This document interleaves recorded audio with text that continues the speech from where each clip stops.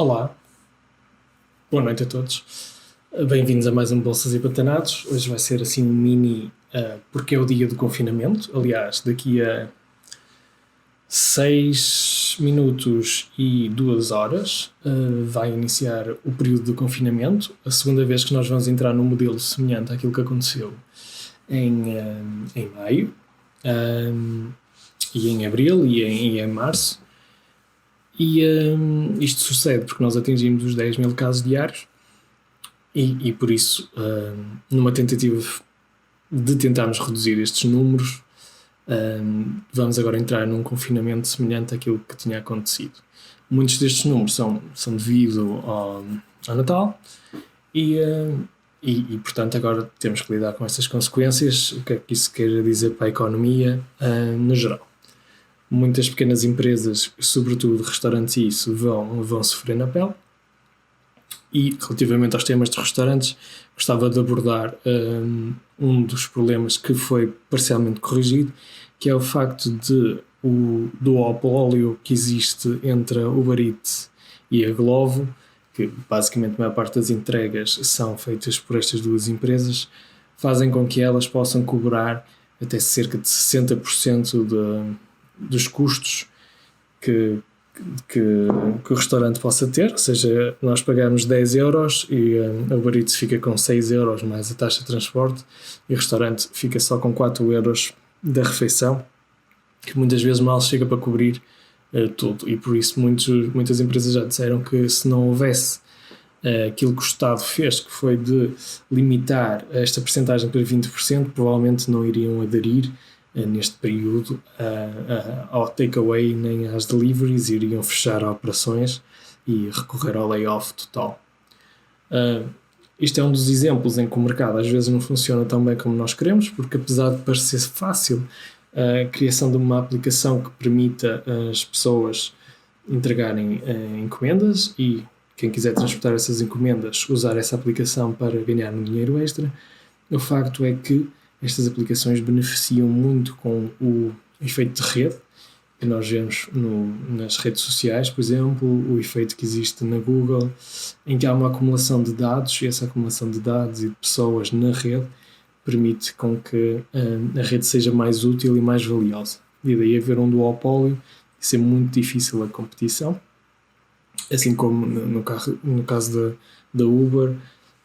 E tem outros competidores como a Bolt e isso, mas não conseguem ser às vezes tão eficazes. Porquê? Basta pensar numa rede de telefones. Nós, na nossa rede de telefones, quando usávamos e agora usamos telemóveis, mas só se torna valiosa quantas mais pessoas tiverem telefones. Ou seja, se só tiver uma pessoa para ligar ao telefone, se calhar não é assim tão valioso, mas se toda a gente tiver um telefone, ganho uma imensa vantagem porque posso contactar com toda a gente, porque sei que toda a gente tem um telefone, então para mim o telefone torna-se um equipamento super valioso. Se só tiver uma pessoa a usar, não vou usar assim tanto, porque vou ter que escrever por carta ou mandar um telegrama, que esse seria um modo convencional de enviar informação, comparado com o uso de telefone, que agora é ubíquo e também foi substituído pelo telemóvel, não é? E por mensagens agora eletrónicas e outros modos de comunicação, como Snapchat. E portanto, isto é um exemplo que nós temos agora, atual, de um mercado a ser ineficiente e de uma proposta de correção que, a meu ver, e apesar de ter havido muita polémica no Twitter, penso que resolve o problema principal, que é o facto de os restaurantes estarem extremamente dependentes, é uma situação extrema, e as operadoras aproveitarem-se do facto de serem elas as únicas a poderem salvar estes restaurantes e retirarem uma percentagem de lucro que não compensa nem justifica o benefício ou os custos que elas possam ter, porque não me acredito que seja assim tão elevado os custos da manutenção da rede. Por outro lado, este confinamento vai arrasar muitos outros negócios e que não vão conseguir tão cedo recuperar, e uma das anúncios que nós tivemos foi as moratórias ao crédito na habitação e outros foram adiados para 2023 a 2024, dependendo do PIB da economia voltar ao nível de 2019. Ou seja, se em 2024 não tivermos no mesmo PIB, há uma possibilidade das moratórias ainda serem estendidas ainda mais. Portanto, quem estava à espera do preço das casas descer em breve, provavelmente não vai ter esse efeito, porque as pessoas não precisam de colocar à venda, salvo raras exceções, essas casas. E então, como não há casas à venda, a oferta no mercado vai equilibrar, a procura continua a ser grande, forte, e o número de casas que são construídas apesar de ser um número significativo, não são assim tão grandes para compensar, principalmente nas grandes cidades, e por isso o valor das casas prevê-se que ou se mantenha ou continue a aumentar. Claro que isto tudo envolve também os bancos, que beneficiam de ter nas suas contas estes assets a valorizarem e não a desvalorizarem, para depois conseguirem dizer que conseguem cobrir créditos que possam ter ou empréstimos usando outros assets físicos que tenham, neste caso casas. É um tema que gostaria de analisar depois com o Hugo mais à frente, porque cria assim um bocado de dependência estranha e um ciclo um bocado estranho entre o Banco Central Europeu, os bancos e a habitação. E seguramente não sou o único a pensar nisto, até porque teoricamente o preço das casas deveria apenas seguir o preço normal da inflação e não ser um asset que valorizasse assim muito, salvo locais de procura extrema do turismo, Porto e Lisboa e algumas regiões do Algarve, e em caso de melhorias óbvias na periferia ou melhorias da casa, em que o valor da casa obviamente aumenta relativamente àquilo que se fez. Se a casa foi reconstruída, obviamente vale mais do que antes, a não ser que façam muita asneira. E se surge uma linha de metro de repente à frente da casa, a casa vai valorizar. E aliás, uma das principais coisas a fazer quando se compra uma casa ou quando se está a investir em real estate é pensar na localização. A localização é fundamental. E enquanto o paradigma da mobilidade não mudar, e enquanto o teletrabalho não for assim uma coisa muito... Estamos nos primórdios, está a começar sim, mas não creio que toda a gente possa trabalhar em teletrabalho ou em telepresença, que será também um tema a abordar no futurismo, que é diferente de teletrabalho. E que já vimos alguns exemplos, por exemplo, quando as pessoas estavam a receber em algumas universidades americanas e no Japão, estavam a receber as honras de terem terminado o seu curso, elas usaram uma espécie de robô com um ecrã e elas conseguiam mexer o robô e ir buscar o que quer que tinham que ir buscar, um certificado, e depois conseguiam estar mais ou menos presentes, não é? Era um ecrã que se mexia. Pronto. E eventualmente isto irá evoluir para uma forma diferente, com telepresença mesmo, e que será muito útil em trabalhos com ambientes perigosos. Estou a falar de minas, obras e isso.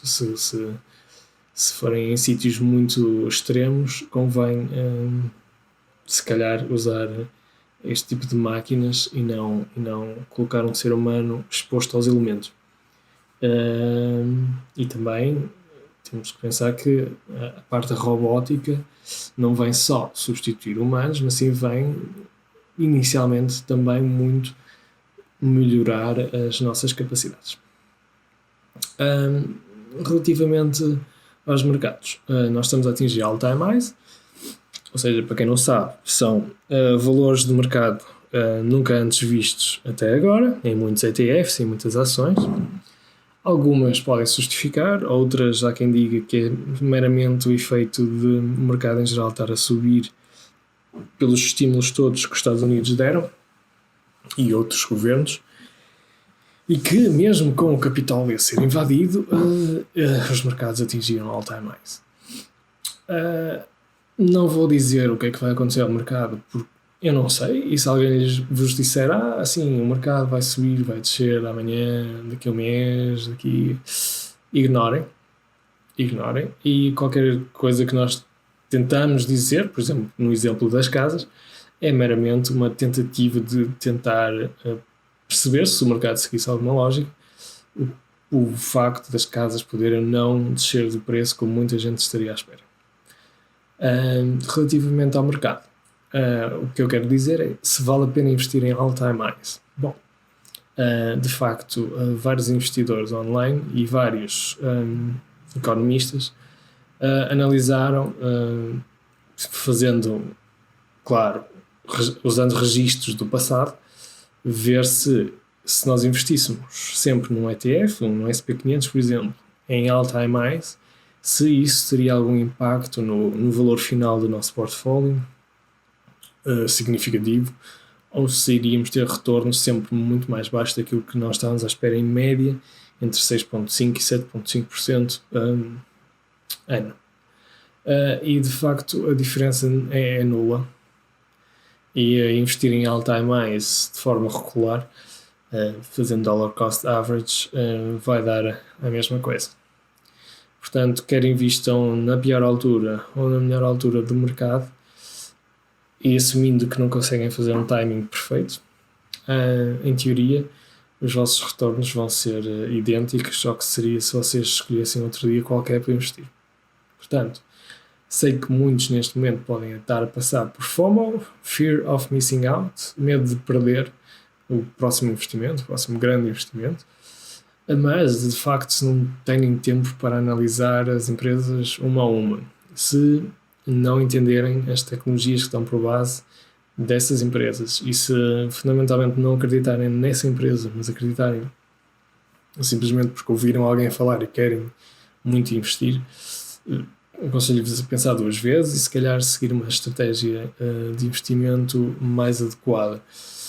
E, por favor, não façam leverage para investir, porque leverage é basicamente usar dinheiro emprestado da empresa broker para comprarem mais ações pelo valor de base que vocês tenham investido. Ou seja, se vocês tiverem 100 euros, 2 vezes leverage seriam 200 euros, em que 100 euros seriam emprestados.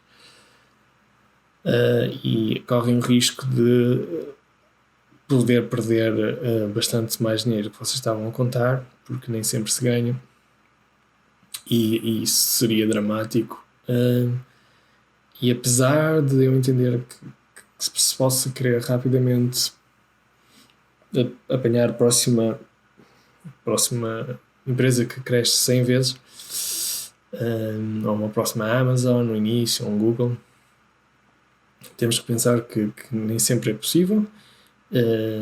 E quando isso é possível, é preciso entender que é preciso muito tempo para se conseguir fazer isso de forma consistente, e nisso é algo que eu pessoalmente não tenho tido muito tempo. O Tiago, por exemplo, tem tido mais tempo e consegue nesse aspecto lidar melhor no mercado de ações do que eu, e por isso, e por opção pessoal para já, no máximo de ações que eu tenho são 6, comparado com os meus ETFs, em que tenho a grande parte do volume, que representa cerca de 90%. E portanto, nesses períodos de confusão e de incerteza, porque 2021 está a parecer cada vez mais um 2020 e tão cedo não vai resolver, é preciso ter calma.